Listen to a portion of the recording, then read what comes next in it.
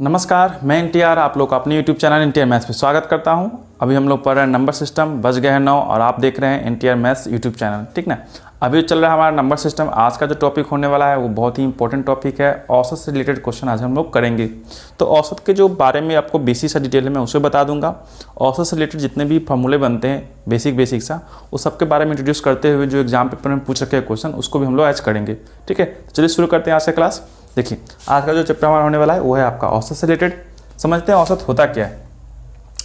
समझते हैं, जैसे मान लेते हैं कि आपके पास कोई डाटा दे रखा है 15, 20 और 25, ठीक है। और इन डाटा का अगर आपसे पूछ दे कि औसत क्या है, तो करना क्या होता है। औसत का बेसिकली काम इतना ही है, औसत कि जितना भी डाटा दे रखा है सबको आप जोड़ दो। सबको क्या किया जाता है, जोड़ दिया जाता है। यानी कि सम ऑफ डाटा और डिवाइड बाई कितना डाटा को आपने जोड़ा था, 1, 2, 3, तो 3 से इसमें डिवाइड लगा दीजिए। जोड़िएगा तो 15, 20, 40, 60, 60/3 कैंसिल करके 20 आ गया। यानी कि औसत का मान कितना हुआ, 20। औसत करता क्या है, जैसे मैं ये कहूँ कि अगर ये 20 है, ये 30 है और ये 40 है, ठीक है। ये 20 है, 30 है, 40 है, तो औसत ये कहता है कि जब इसका एवरेज निकालिएगा, औसत को हम लोग क्या बोलते हैं, एवरेज भी बोलते हैं, AVERAG, एवरेज भी बोलते हैं। तो एवरेज का मतलब ये होता है कि जितना भी आपको डाटा दे रखा है तो सारे डाटा का इक्विवेलेंट वैल्यू होना चाहिए। जैसे ये आपका 20 है, ये आपका 30 है, ये आपका 40 है, कोई भी इक्वल है क्या, नहीं है इक्वल। तो अगर मैं ये कहूँ कि भाई तुम्हारे पास 40 है, ज़्यादा है, तुम इसको कुछ दे दो, क्या दे दो, कुछ दे दो। तब मैं अगर इसको 10 दे दूँ तो इसके पास 10 कम जाएगा, तो ये 10 लेके 30 बन जाएगा, और ये 10 दे के 30 बनेगा, और ये 30 का तो 30 है ही। तो सारे डाटा का वैल्यू कितना आ गया, ये भी 30, ये भी 30, ये भी 30। तो एवरेज यानी कि औसत यही बताता है कि सभी का वैल्यू एक समान होना चाहिए, किसी का ऊंच नीच का भेदभाव नहीं रखना है। अगर आप इसको निकालते ऐसे 20, जो फॉर्मूला है हमारा, तो 20 + 30 + 40, 3 डाटा को जोड़े हो, 3 से डिवाइड लगा दो, सम इसका कितना होगा, 90। 90 में 3 से डिवाइड लगाइएगा, बराबर 30 आ गया, ठीक है। तो इसका मतलब ये 30 हो गया। और समझना है तो इसका मैं और समझा दूँ मैं आपको। जैसे कभी आपने खाना खाया, खाना खाते ही होगे, अब समझते बात यहाँ पे। जैसे एक दिन मंडे है, ट्यूसडे है, वेडनेसडे है, 3 दिन का लेते हैं, चलो इग्नोर लेते हैं, थर्सडे और फ्राइडे, 5 दिन का ले लिए, ठीक है। 5 दिन में कभी सब्जी ठीक नहीं मिला तो मान लीजिए 10 तो नहीं खा पाओगे रोटी, 2 रोटी खा लिए, ठीक है। कभी सब्जी अच्छा मिल गया 3, कभी मछली मिल गया तो 4 भी खा सकते हैं, मुर्गा मिल गया तो 5, और कभी सूखा दाल तो 1 ही रोटी खा के हम लोग काट लेते हैं, ठीक है। ऐसा होता है। तो अगर हम इससे पूछे कि भाई आप कंटिन्यू खाना खाते हो तो हर रोज़ आपका खाना का डोज क्या है, कितना रोटी आप एवरेज खाते हो, तो वो किस पे डिपेंड करेगा, सभी को जोड़ लीजिए। तो 2, 3, 4, 5 और 1 डिवाइड में क्या लगा दीजिए, 5 दिन का डाटा है, 5 डिवाइड लगा दीजिएगा। तो 2 और 3 5, 5 10, 15, 15/5 यानी कि 3 आया। यानी कि वो आदमी जो है हर रोज़ अपना एवरेज खाना कितना है, हर रोज़ 3 रोटी खाता होगा, ठीक है। कितना रोटी खाता होगा, 3 रोटी। लेकिन कभी कभार सब्जी या फिर मूड के ऊपर, टेस्ट के ऊपर, कभी ज़्यादा तो कभी कम। एवरेज का मतलब क्या है, बेसिकली आप करते क्या हो, कितना टाइम खाते हो, या फिर जो भी है रेगुलरली बताना है, कभी ऊंच नीच नहीं, सबके लिए एक समान। एवरेज का मतलब इतना ही हुआ। चलिए आज हम लोग सीखेंगे एवरेज में कुछ बारीकी चीज़। वो क्या है, कंटिन्यूअस नंबर पे ज़्यादातर क्वेश्चन पूछता है, ठीक है। एक चीज़ और समझ लेते हैं। देखिए, अगर एपी का मतलब समझते होगे आप, एपी का मतलब होता है अरिथमेटिक प्रोग्रेशन, अरिथमेटिक प्रोग्रेशन, समांतर श्रेणी। समांतर श्रेणी में क्या होता है कि अगर 1 लिखा हुआ है तो इसके आगे का 2 है, 3 है, 4 है, तो इन दोनों के बीच का डिफरेंस क्या है, 1 है। इन दोनों के बीच का डिफरेंस क्या है, 1 है। इन दोनों के बीच का डिफरेंस क्या है, 1 है। तो ये डिफरेंस अगर कंटिन्यू होते जाए, 5, 6 ऐसे चलते जाए, तो इस सीक्वेंस को हम लोग क्या बोलते हैं, हम लोग बोलते हैं इसको एपी अरिथमेटिक प्रोग्रेशन। अगर मैं यहाँ पर 6 लिख दूँ, 8 है, 10 है, 12 है, तो आगे क्या होगा, ये 2-2 पे बढ़ रहा है आपका, ये भी 2-2 पे बढ़ रहा है, ये भी आपका 2-2 है, आगे भी 2 ही जाएगा, 14 आएगा। तो इस तरह से अगर आपको सीरीज दे रखा हो और तब पूछ दे कि बताइए भाई कि एपी क्या है, एपी दे रखा हो, आपसे पूछते एवरेज क्या होगा इसका, तो आपको कुछ नहीं करना है, देखिए अगर ऐसा आपका एपी का सीक्वेंस दे रखा हो और एवरेज पूछे तो देखिए अगर ओड टाइम है, इन ओड टाइम मतलब कि 5 बार हो, 7 बार हो, 3 बार हो, तो ऐसे केस में क्या होगा कि बीच वाला जो मिडिल टर्म होता है यही आपका एवरेज कहलाता है। बीच वाला जो मिडिल टर्म है यही आपका एवरेज कहलाता है। या फिर यूँ कह दो कि स्टार्टिंग का नंबर और एंडिंग का नंबर, इन दोनों को क्या करो, जोड़ दो।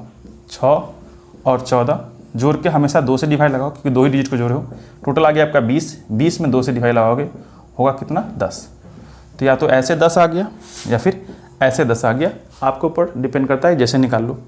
अगर डिजिट कुछ ज़्यादा हो, देखिए यहाँ पे अगर डिजिट ज़्यादा हो, जैसे कि ई तो आपका था ओड टाइम था, ओड टाइम्स था डिजिट यानी विषम बार। अगर सम बार हो यानी कि इवन टाइम्स हो, इवन टाइम्स दे रखा हो डाटा, तो क्या करेंगे, अगर इवन टाइम्स डाटा है तो वही प्रोसेस, स्टार्टिंग और फर्स्ट को ऐड कर दीजिए। 1 + 6 डिवाइड में 2 लगाइए, 7/2 कितना हो जाएगा, 3.5 यानी 3.5। या फिर यूँ कह दो कि 2 इधर से छांट लो, 2 इधर से हटा दो। अगर 2 और 2 सेपरेट हो चुका है तो बीच में कौन सा बचेगा, यही 2 को बचेगा। अगर इन दोनों को भी सेपरेट करोगे तो कुछ नहीं बचने वाला है, इसलिए कम से कम आपको 2 को बचना चाहिए। ठीक है, 2 बचे या फिर 1 बचे। अगर सिंगल पर्सन बच रहा है, सिंगल बच रहा है तो डायरेक्टली वही आंसर हो जाएगा।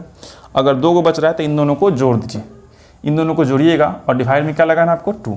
तो 3 और 4 7, 7/2 होता है 3.5। तो ऐसे कर लो या फिर ऐसे कर लो, फर्स्ट लास्ट डिवाइड बाई 2, या फिर मिडिल वाला को उठा लीजिए। मिडिल में अगर 1 से अधिक बचा है, 2 बच रहा है, तो दोनों को जोड़कर 2 से हम डिवाइड लगा देंगे। ये हमारा एपी से फायदा हो जाता है कि अगर एपी में ऐसा दे रखा हो तब के लिए। अगर एपी में नहीं दे रखा है कोई सीक्वेंस तो हम लोग को उन सारे डाटा को जोड़ना पड़ेगा, और जोड़ने के बाद जितना भी डाटा को आप जोड़े हो उसमें क्या करना पड़ेगा आपको, जितने भी डाटा को जोड़े हो उतने डाटा के नंबर से आपको डिवाइड लगाना पड़ेगा। ठीक है, चलिए कुछ महत्वपूर्ण हम लोग फॉर्मूला देखते हैं जिस पे डायरेक्टली क्वेश्चन हिट करता है। तो सबसे पहला फॉर्मूला की देखते हैं यहाँ पे कि अगर ये पूछ दे आपसे कि प्रथम इन प्राकृत संख्याओं का औसत निकालने के लिए बोल दे। प्रथम इन प्राकृत संख्याओं का औसत पूछ दे। क्या पूछ रहा है, औसत। तो औसत निकालने के लिए आपको पता है, अभी मैंने बता रखा है कि जितना भी डाटा दे रखा है सभी का योग, यानी कि आंकड़ों का योग और डिवाइड में आंकड़ों की संख्या, यानी कि कितने अंकों तक जाके हमें जोड़ना है इसके बारे में आपको जानना चाहिए। ठीक है, अगर n है, कितना है, n तक दे रखा है, तो आपको क्या करना पड़ेगा कि n × n + 1 डिवाइड बाई 2। ये तो हो गया आपका आंकड़ों का योग। जब इन तक डाटा दे रखा होता है तो हम लोग पूरे डाटा को जोड़ना हो तो फॉर्मूला होता है हमारा प्राकृत संख्या के सम का। इसमें क्या करना है, आपको डिवाइड लगाना कितना से, जितना डाटा को जोड़े हो उतना। तो n डाटा को जोड़े हैं तो n से डिवाइड लगा दीजिए। अगर n से डिवाइड लगाओ तो क्रॉस मल्टीप्लाई के बाद n × n + 1 डिवाइड में 2n, n से n खत्म, तो क्या होगा कि n + 1 और डिवाइड में 2। ये आपका हो गया एवरेज का फॉर्मूला कि जितना भी डाटा दे रखा होगा उसमें बस आपको 1 अधिक कर देना है और डिवाइड में 2 लगाना है। फॉर एग्जांपल, अगर आपसे ये पूछे कि प्रथम 99 तक के, प्रथम 99 प्राकृत संख्याओं का औसत पूछ दिया आपसे, प्रथम 99 प्राकृत संख्याओं का औसत। फॉर्मूला के अकॉर्डिंग क्या पता है आपको कि 99 में 1 जोड़ देना है और डिवाइड में 2 लगा देना है। ठीक है, कितना हो जाएगा, 100/2 कट के आ गया 50। ठीक है, दूसरा टेक्निक ये था, अगर फॉर्मूला भूल जाओ तो आपको क्या करना था कि 1 से स्टार्ट करते। प्रथम बोला है तो 1 2 3 ऐसे जाता। कहाँ तक बोला है, 99 तक बोला है, 99 तक बोला है। तो अकॉर्डिंग टू रूल हम लोग क्या मानते हैं, अगर एपी में है तो पहला और अंतिम को जोड़ दीजिए, 1 जोड़ 99 और डिवाइड में 2 लगा दीजिए, 100/2 कैंसिल होके 50।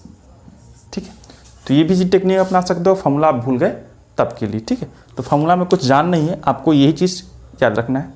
चलिए कुछ और देखते हैं आगे।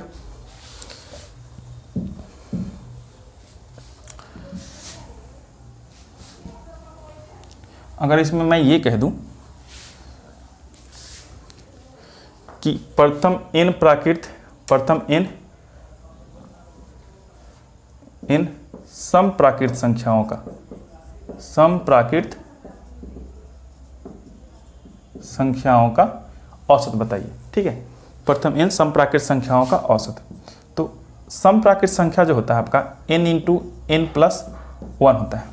ये योग निकालने का तरीका है कि अगर कंटिन्यूअस आपको इवन नंबर का सीक्वेंस दे रखा हो, इवन नंबर मतलब कैसे दे रखा हो कि 2 हो, 4 हो, 6 हो, 8 हो, और इस तरह से कंटिन्यू n टर्म तक दे रखा हो, तब अगर सबको जोड़ने के लिए कह दे तो आपको क्या करना है, n गुने n प्लस 1 कि कितना टर्म तक जाना है, 10 टर्म, 20 टर्म, कितना टर्म तक जाना है उसके लिए। और इसमें डिवाइड किससे लगाना पड़ेगा, आंकड़ों की संख्या।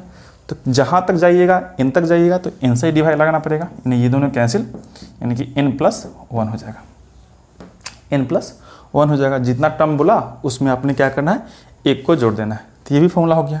या फिर आप ऐसे ही याद रख लो कि अगर ये पूछा जाए कि 2 से स्टार्ट करना है और 50 पदों तक बोला है, कितना पद तक, 50 पदों तक जाना है। ठीक है, तो 50 पदों का मतलब कि अगर पहला पद 2 है, दूसरा पद 4 होगा, तीसरा पद 6 होगा, चौथा पद 8 होगा, तो 50वां पद क्या होगा, इसका डबल, यानी कि 100 हो जाएगा आपका ये। तो स्टार्टिंग किए थे 2 से, लास्ट में आ गया आपका 100। तो फर्स्ट एंड लास्ट को जोड़ दीजिए, डिवाइड में लगा दीजिए 2, ये आपका आ जाएगा कितना, 102/2 कैंसिल करके 51, यानी 51 इज द एवरेज होगा इसका। ठीक है, अगर आप 50 पद दे रखा था, पदों की संख्या दे रखी है, पदों में दे रखा है, टर्म्स में दे रखा है, तो डायरेक्टली यहाँ पे हिट कर देते क्वेश्चन में कि 50 और 1 कितना होता है, 51 होता है। ठीक है, तो अगर पद में दे रखा है तब आप यहाँ पे रूल लगा लो कि पद लिख लो, 1 जोड़ दो, काम कंप्लीट। लेकिन याद रखिएगा ये फॉर्मूला कहाँ लगेगा, ये फॉर्मूला वहीं लगेगा जहाँ पर बिल्कुल स्टार्टिंग से दे रखा हो, 2 से दे रखा हो। ठीक है ना, इवन नंबर आपका 2 से स्टार्ट होता है, 2 से। लेकिन ये जो रूल हम लोग जान रहे हैं कि स्टार्टिंग और अंत का, इसमें आप कहीं से भी लगा सकते हो। जैसे पूछ दिया कि 10 से स्टार्ट हो रहा है सीक्वेंस, ठीक है, और जा रहा है कहाँ तक, 100 तक गया, ऐसे। ठीक है, तो इन दोनों को बस जोड़ देना है, 110 हो जाएगा, और डिवाइड में ऑलवेज 2 लगा देना है, बीच का जो टर्म होगा वो आपका 55 होगा, यानी एवरेज क्या होगा, 55। इतना बात समझ में आ गया होगा। चलिए आगे समझते हैं हम लोग इवन नंबर के बारे में। इवन नंबर हो गया, अब समझेंगे हम लोग ओड नंबर। अब यहाँ पर n विषम प्राकृत संख्या के बारे में समझेंगे। n विषम प्राकृत संख्या यानी कि n odd natural number, natural number के बारे में। ठीक है, नेचुरल नंबर का जो सम होता है आपको पता होगा कि n स्क्वायर होता है। कितना होता है, n स्क्वायर। कि अगर ये पूछ दे आपसे कि 1 जोड़ 3 जोड़ 5 जोड़ 7 और बोल दे क्या कि 25 पदों तक जोड़ के बताइए। ठीक है, 25 पदों का मतलब ये नहीं कि 7, 21, 23, 25, ऐसा नहीं, ये 25 बार जाएगा, 1 पद, 2 पद, 3 पद, 4, तो ऐसे 25वां पद क्या होगा, वहाँ तक जाना है, सबको जोड़ना है। तो आपको कुछ नहीं करना है, ये आपका n का वैल्यू रिप्रेजेंट करेगा, n का वैल्यू रिप्रेजेंट करेगा, सबको जोड़ना है सम ऑफ ओड नेचुरल नंबर। तो n स्क्वायर कर देते हैं हम लोग, तो 25 का स्क्वायर 625 बोल देंगे। इतना बात क्लियर। दूसरी बात, अगर 25 पदों तक गया है, सबको जोड़ने के बाद 625 आ रहा है, यानी कि n स्क्वायर फॉर्मूला होता है, तो जितना टर्म तक जाएगा उससे ही डिवाइड लगाना होता है। तो यहाँ पे आपका n स्क्वायर है, 2n है, यहाँ पे 1n, कैंसिल कर कितना आएगा, n ही आएगा। यानी कि ये वाला क्वेश्चन जो है आपका अक्सर पूछा जाता है पेपर में कि n प्राकृत संख्याओं का औसत बताइए। पूछ देगा कि 100 विषम प्राकृत संख्या का औसत बताइए, तो 100 ही होगा। इसमें जितना पूछे उतना ही आंसर चिपका दो। जैसे अगर ये पूछ दे कि 101 प्रथम विषम प्राकृत संख्या का औसत क्या होगा, तो क्या होगा, 101 ही हो जाएगा। जितना टर्म तक का पूछेगा उतना ही आंसर इसका हो जाएगा एवरेज में। ठीक है, लेकिन बशर्ते ध्यान रखना होगा आपको कि विषम के बारे में पूछे, ना कि सम के बारे में पूछे। ठीक है, अब चलिए आगे का क्वेश्चन देखते हैं। ये तो हुआ हमारा प्राकृत संख्या, सम संख्या का योग और विषम संख्या का योग के बारे में चर्चा। अब हम लोग जानेंगे आगे सम संख्या के वर्गों का योग। ठीक है, सम संख्या के वर्गों का योग से भी बहुत सारा क्वेश्चन बनता है। तो प्रथम n प्राकृत संख्या के वर्गों का औसत। वर्गों का औसत मतलब कि average of square of natural number, इसके बारे में बात करना है। ठीक है, तो आप बताइए कि अगर 1 का स्क्वायर, 2 का स्क्वायर, 3 का स्क्वायर ऐसे दे दे आपको, 4 का स्क्वायर कंटिन्यूस दे दे n तक का स्क्वायर, तो इन सभी को जोड़िएगा तो इसका फॉर्मूला होता है आपका कि n into n plus 1 into 2n plus 1 divide में 6 होता है इस सब का योग। अगर इसी का एवरेज पूछते तो क्या करना होगा, सभी को जोड़ना होगा। तो सभी को जोड़िएगा तो n into n plus 1 2n plus 1 divide में 6, और n टाइम गया है इसलिए n से डिवाइड इसको पूरा लगाएंगे, तो ये n जो है रोटेट करके यहाँ पे आ जाएगा, यानी इस n को यहाँ पर हटा के यहीं पर लिख दीजिए। ठीक है, और इस n से ये भी n खत्म, तो फाइनली क्या आएगा कि n प्लस 1 और 2n प्लस 1 डिवाइड में 6 होता है इसका एवरेज का फॉर्मूला। ठीक है, फॉर एग्जांपल अगर मैं कहूँ कि प्रथम 10 प्राकृत संख्याओं के वर्गों का औसत बताइए। ठीक है, ये आपसे क्वेश्चन अगर पूछ दिया पेपर में तो आप क्या कीजिएगा, 10 प्राकृत संख्या के बारे में बात किया है तो यहाँ पर n प्लस 1 यानी कि 10 प्लस 1 होता है 11, यहाँ पर n इंटू 2 है तो 10 गुने 2 20, 20 और 1 21, 21 बटा में 6 लगा दीजिए। ये कैंसिल होगा 2 बार में, ये कैंसिल होगा 7 बार में, तो आपका हो जाएगा 77 बटे 2, कैंसिल कीजिएगा ये आपका 38 दूनी 76.5, यानी 38.5 आएगा इसका आंसर। ठीक है, ये इसका आंसर होगा। चलिए एक क्वेश्चन इस पर और बनता है, मैं उसे भी बात कर लूँ। ठीक है, इतना समझ गए, n plus 1 2n plus 1 by 6 होता है इसका एवरेज। अब बात करते हैं इसमें हम लोग कि प्रथम n प्राकृत संख्या के घनों का योग। ये वर्गों का योग हो गया था खत्म, अब हम लोग पढ़ेंगे घनों का योग। ठीक है, घनों मतलब कि sum of average of cube numbers,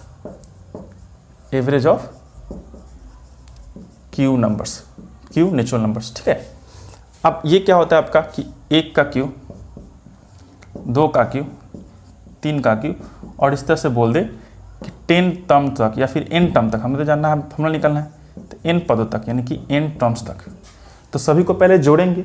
ठीक है, सभी को जोड़ने का मतलब कि n into n plus 1 divide में 2, और इस पूरे का होल स्क्वायर होता है इसका योग, पूरे का होल स्क्वायर होता है इसका योग। अब हम लोग इसमें जब डिवाइड लगाएंगे, क्योंकि n टर्म तक गया है, इसका एवरेज निकालना है। एवरेज इक्वल टू क्या होगा, ए स्क्वायर इस पर भी जाएगा तो n स्क्वायर, n प्लस 1 का भी स्क्वायर, और इस पर भी स्क्वायर जाएगा तो 2 का भी स्क्वायर चला गया।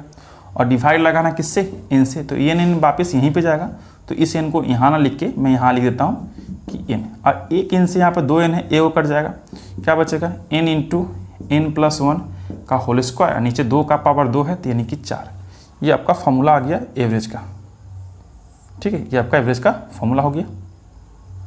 चलिए इस पर क्वेश्चन कैसा पूछ देगा क्या कि 1 जोड़ 8 जोड़ 27 जोड़ 64, अब बोल देगा इस तरह से 10 पदों तक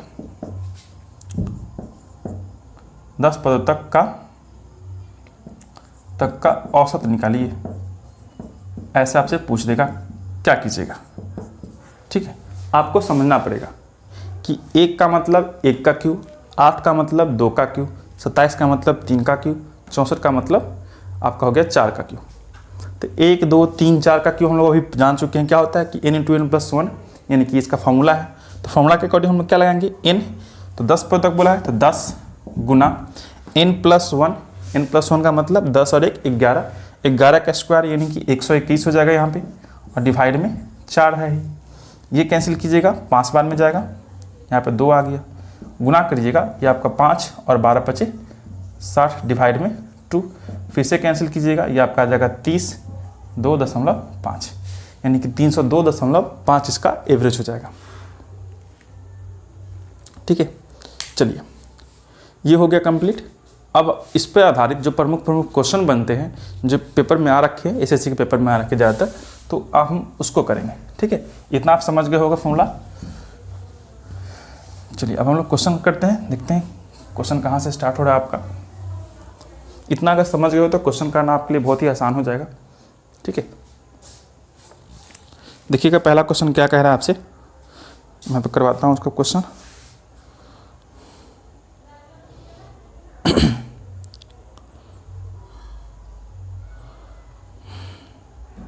देखिएगा फर्स्ट क्वेश्चन क्या है, पढ़िए।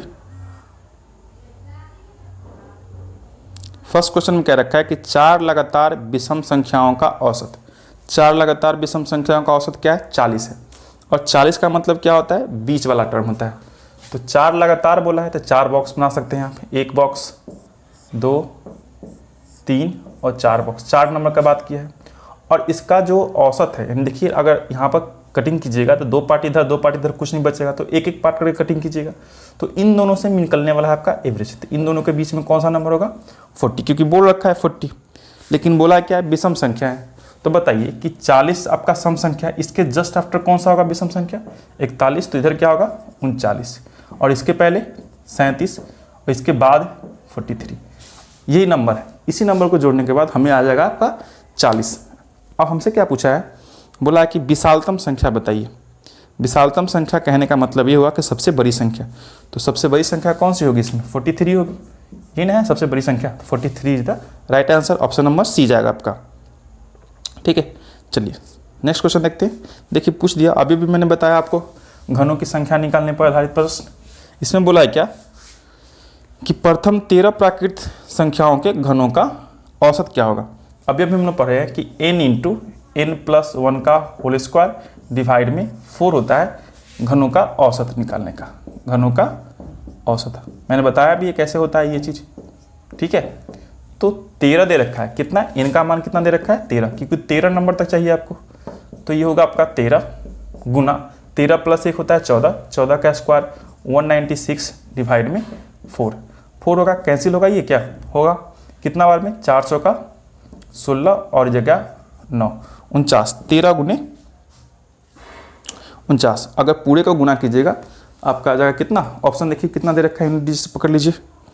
ऑप्शन में देखिए दे रखा है किससे बन क्या 3 गुने 9 7 आएगा। ऑप्शन नंबर कितना दे रखा है 337 आ गया, ऑप्शन नंबर डी इसका आंसर जाएगा। ठीक है, चलिए नेक्स्ट क्वेश्चन देखते हैं। नेक्स्ट क्वेश्चन देखिए फिर से पूछ रखा है वर्गों का, ये आपके पेपर में पूछ रखा है कि प्रथम 10 प्राकृत संख्याओं का वर्गों का योग। ठीक है, तो प्रथम 10 प्राकृत संख्या का वर्गों का योग का फॉर्मूला क्या हमने पढ़ा कि n+1 2n+1 और डिवाइड में 6, ये किसका फॉर्मूला है, तो वर्गों का औसत। ठीक है, प्राकृत संख्या के वर्गों का औसत, निश्चल संख्या के वर्गों का औसत। हमसे क्या कहा है 10 तक निकालना है। ठीक है, 10 तक निकालना है, वैल्यू पुट कर लीजिए यहाँ पे।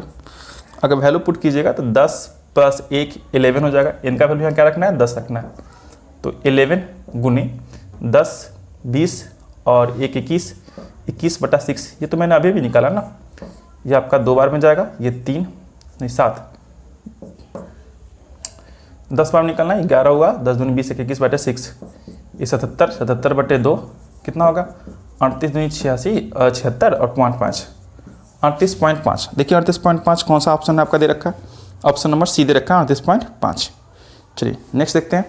ये तो क्वेश्चन और हलवा दे रखा है, बोला है क्या, ये भी क्वेश्चन मैं अभी करवा रखा है, इसके बारे में बता दिया हूँ कि प्रथम इन विषम प्राकृत संख्याओं का योग का औसत। आप जानते हो कि n² होता है, यानी कि ये कैंसिल, n होता है किसके लिए, तो प्रथम विषम प्राकृत संख्याओं का औसत के लिए फॉर्मूला होता है कि n। तो जितना बोलेगा उतना ही आंसर टिक करना है। अगर 17 संख्या तक बोला है तो 17 ही इसका आंसर हो जाएगा। बोला क्या प्रथम 17 विषम संख्याओं का औसत बताइए, तो प्रथम 17 संख्या का बोला है तो इन 17 ही इसका आंसर होगा, क्या टेंशन लेना है, यही होगा इसका आंसर। चलिए नेक्स्ट क्वेश्चन देखिएगा, बोला है क्या कि 4 क्रमागत सम संख्याओं का औसत क्या है 51 है। इसमें बात क्या है सम संख्याओं का, 4 पूछा है, कंटिन्यूअस नंबर है, क्रमागत संख्या है, तो 4 वो बॉक्स बना लीजिए समझाने के लिए। ठीक है, 4 बॉक्स हमने बना रखा है, 4 बॉक्स में यानी दोनों के बीच में होगा कौन सा, तो दे रखा औसत कितना 51 है। अब 51 के बाद कौन सा होता है आपका सम संख्या में 52, तो कम वाला कौन होगा 50, इससे कम कौन होगा 58, इससे ज़्यादा कौन सा होगा 54। यही कंटिन्यूस हो गया आपका सम संख्या और ये आपका एवरेज दे रखा था।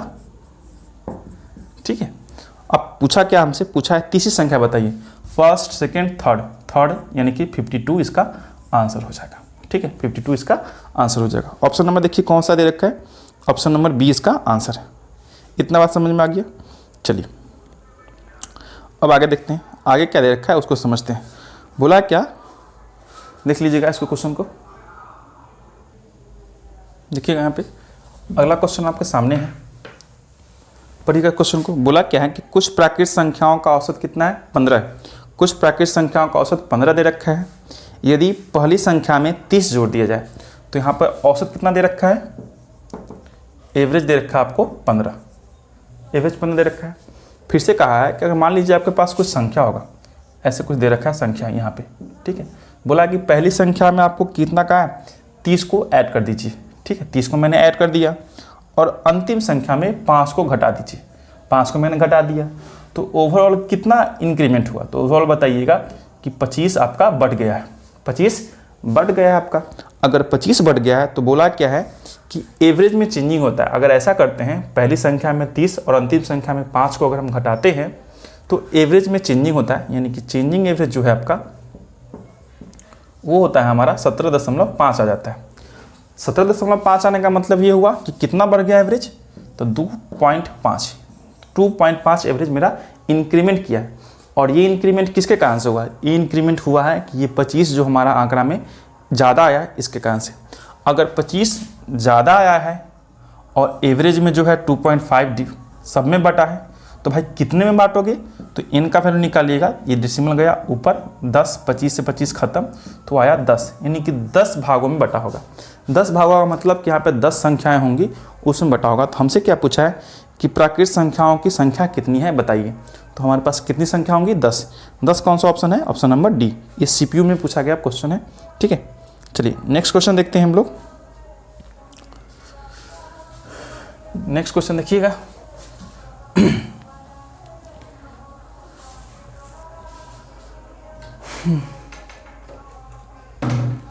चलिए नेक्स्ट क्वेश्चन समझिएगा। यहाँ पे बोला क्या है कि 6 अवरोही क्रम में व्यवस्थित संख्या है।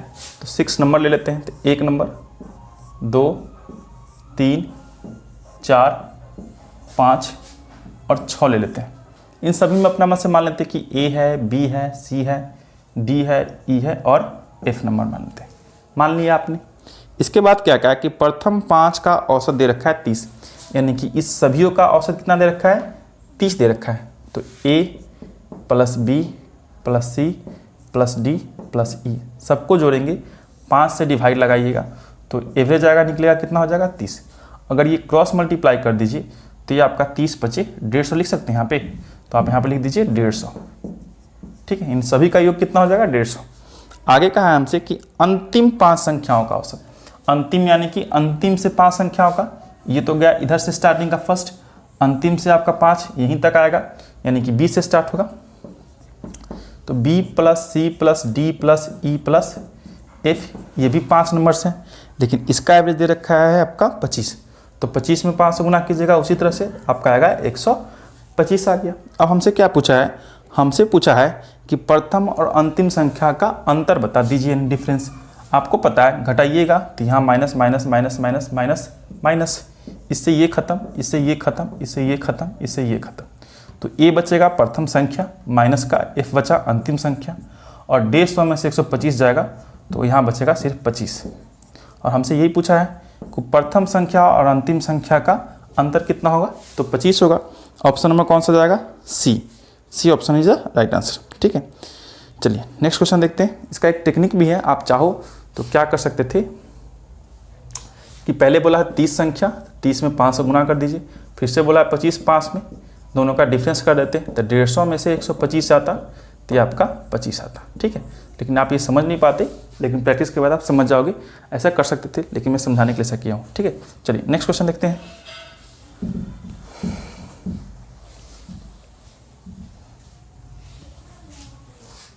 नेक्स्ट क्वेश्चन देखिए क्या दे रखा है। बोला क्या कि प्रथम 15 प्राकृत संख्या का औसत क्या होगा जिसे 5 से विभाजित करने पर शेष 1 बचता है। इसको बनाने की क्या ज़रूरत है, आपको ऑप्शन ही दे रखा है। देखिए 40 दे रखा है ऑप्शन, 41 दे रखा है और 39 और 42। ठीक है, बोला क्या कि प्रथम 15 प्राकृत संख्या का औसत बताइए। तो ये सारे के सारे औसत ही होंगे, लेकिन औसत में एक खास बात क्या है कि जिसे 5 से विभाजित करने पर 1 शेष पर बचता हो। अब बताइए इसमें अगर 5 से डिवाइड लगाइएगा, रिमाइंडर कितना होगा 0, ये तो नहीं होने वाला। इसमें 5 से डिवाइड लगेगा, रिमाइंडर कितना होगा 1, यही आंसर होगा। इस वाले में रिमाइंडर आएगा आपका 4, इस वाले में रिमाइंडर आएगा आपका 2, तो ये दोनों तो होगा नहीं। तो आपको यही आंसर देखना है कि जिसमें रिमाइंडर 1 आएगा, बोला कि 5 से विभाजित करने पर रिमाइंडर 1 आना चाहिए, तो 1 इसी में आ रहा है, यही आपका आंसर होगा। ठीक है, तो आप ऐसे बनाकर निकल जाओगे। ये आपका सीजीएल में पूछा हुआ क्वेश्चन है, 2014 का है। ठीक है, चलिए देखिए नेक्स्ट क्वेश्चन। नेक्स्ट क्वेश्चन में कहा आपसे, नेक्स्ट क्वेश्चन में कहा गया आपसे कि 5 क्रमिक विषम धनात्मक पूर्णांकों का औसत दे रखा है 9, उसमें से सबसे छोटा कौन सा है। बहुत ही इजी क्वेश्चन है, इसको देखिएगा कैसे करेंगे। 5 दे रखा है, आपको मैं फॉर्मूला बताया हूँ कि n+1 कर देना है, यानी कि 5 दे रखा है तो 5 में 1 जोड़ के डिवाइड लगाना 2 से, तो 9 दे रखा है, 9 औसत दे रखा है, औसत में 1 का इंक्रीमेंट 5 आएगा इसका आंसर। लेकिन बनाना कैसे वो मैं समझा देता हूँ। ठीक है, देखिएगा यहाँ पे क्या दे रखा है कि आपसे कहा है कि इसका औसत 9 है।